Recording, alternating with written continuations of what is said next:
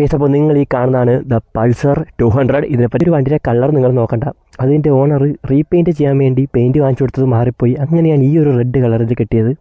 ഈ വണ്ടി അങ്ങനെ കണ്ടിട്ടൊന്നുമില്ല, അതുകൊണ്ടാണ് വീഡിയോ ഇട്ടത്. അപ്പോഴാണ് ഇതിൻ്റെ ഒരു ഫാൻ ബേസും ഇത്ര പേർക്ക് ഈ വണ്ടി അറിയാമെന്നുള്ള കാര്യം മനസ്സിലായത്.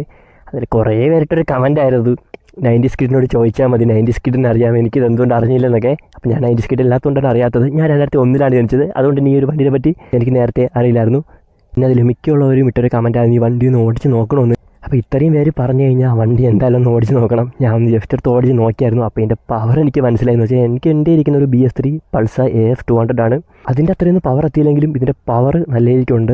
അത് ഈ ഒരു കാലഘട്ടത്തിലല്ല, ഇത് ഇറങ്ങിയ ഒരു കാലഘട്ടത്തിൽ. അപ്പോൾ ഈ ഒരു പവറിൻ്റെ കാര്യം നിങ്ങൾ എന്നെ ഒന്ന് ആലോചിച്ച് നോക്കണം. ഞാൻ പവറിനെ പിടിച്ചേർത്തേണ്ട ബ്രേക്കിംഗ് ഇതിനില്ല. ഫ്രണ്ട് ഡിസ്ക് ആണെങ്കിലും ബാക്ക് ഡ്രമ്മാണ്, പിടിക്കുമ്പോഴേ കരകരാ സൗണ്ട് കേൾക്കും. ജസ്റ്റ് ഉള്ളവർക്കൊക്കെ ആണെങ്കിൽ ഒരു അസറ്റ് പോലെ സൂക്ഷിക്കാമെന്നല്ലാതെ ഇത് പോയി എടുക്കാൻ ഞാൻ ഒരിക്കലും പറയില്ല. കാരണം എഞ്ചിൻ പാർട്സൊക്കെ അവൈലബിലിറ്റി നല്ല രീതിക്ക് കുറവാണ്. എടുത്ത്